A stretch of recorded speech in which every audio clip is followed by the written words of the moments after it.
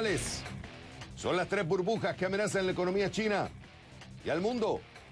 Para eso nos vamos a conectar con Carlos Alberto Montaner. Carlos, como siempre es un gusto tenerte en el programa. Ok, hay algo interesante. Tú me mandaste un artículo donde desglosa tres burbujas que pueden estar existiendo en China basado en un reporte de UBS, del Credit Suisse, del Credit Suisse.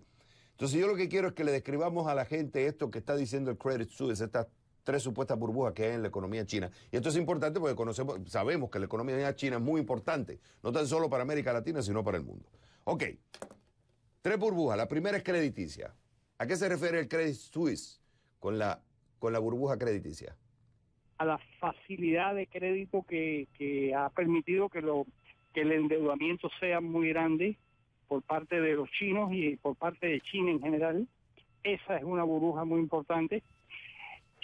Lo interesante de esto es que Credit Suisse dice esto en julio, antes de que estalle la crisis que con la devaluación del yuan y con los problemas económicos que luego vinieron. La segunda burbuja es la de la inversión enorme que ha hecho China con el objeto de mantener el crecimiento de 2 dígitos, que es imposible durante tanto tiempo mantener un crecimiento de 10 puntos o de 11 puntos o de 12 puntos como en su momento estuvieron. Hay un dato que a mí me parece asombroso, y es que China ha consumido más cemento en los últimos 3 años que Estados Unidos en el siglo XXI, completo, sin todos estos años. A mí me parece eso tremendo, pero al mismo tiempo da la medida del esfuerzo enorme que ha hecho China. Ahora, ese esfuerzo tiene consecuencias negativas cuando no responde a la realidad del mercado. Por ejemplo, y esta es la tercera burbuja, que es la más peligrosa de todas, que es la burbuja inmobiliaria, cuyo problema se parece mucho a la burbuja inmobiliaria que estremeció Occidente en el 2008 y que todavía estamos pagando las consecuencias. Y es la construcción de apartamentos, de ciudades completas que luego no tienen destino porque no tienen comprador, porque no hay recursos para adquirir esos bienes que se han producido. Eso fue lo que pasó en Occidente en el 2008, porque lo que está pasando, Xavier, es que la economía China no es una economía comunista planificada, ni mucho menos, sino una economía capitalista. Y las economías capitalistas, todas, funcionan espasmódicamente, es decir, tienen periodos de crecimiento y tienen crisis y vuelven a recuperarse, vuelve a ajustarse la crisis y siguen hacia adelante.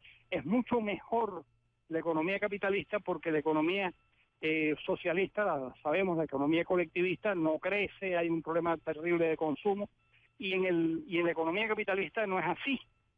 O sea, hay progreso, hay avance, hay una calidad en la mejora, pero al mismo tiempo hay crisis periódicas. Y en China hay una crisis en este momento grande.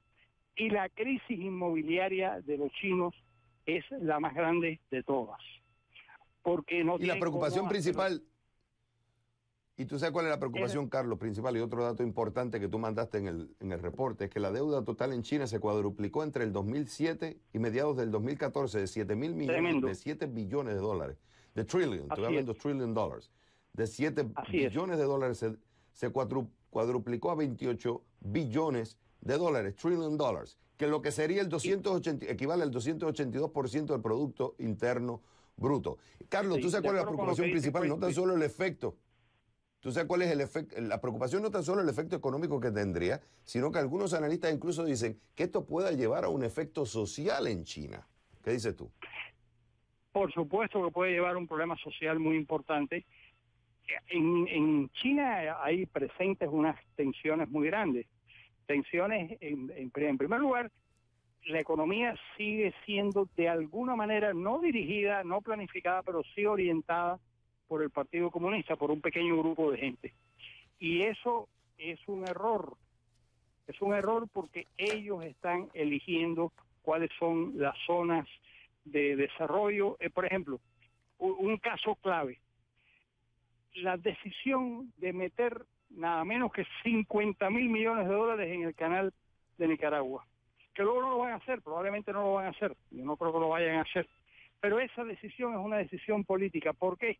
Porque los chinos quieren estar presentes en los nudos de comunicación más importantes del mundo. Y entre los más importantes está, por supuesto, el que comunica los dos océanos. Pero es que existe el Canal de Panamá, y el Canal de Panamá es suficientemente eficiente. Acaban de fabricar unas esclusas nuevas. Quiere decir que no tenía ningún sentido, salvo la voluntad política de quienes dirigen China, de hacer algo que no tiene ningún sentido. Otra barbaridad. Carlos, sí. Carlos, hay una cosa que me tengo que ir porque el tiempo se me acorta, pero sabes que es una cosa que tú y yo debemos hablar. Entonces, si nosotros estamos viendo estos escenarios de burbuja, que se viene hablando de burbuja en China y hasta ahora no ha explotado, pero hay una preocupación real entre los analistas internacionales, especialmente los que se enfocan en el tema económico. Asumiendo que existiera ese escenario, ¿cuál sería el efecto en América Latina y especialmente en los gobiernos que han estado más unidos, que han sido financiados por el gobierno chino? Estamos hablando del caso de Venezuela, estamos hablando del caso de Argentina, estamos hablando del caso de Ecuador, estamos hablando del caso de Brasil, Nicaragua.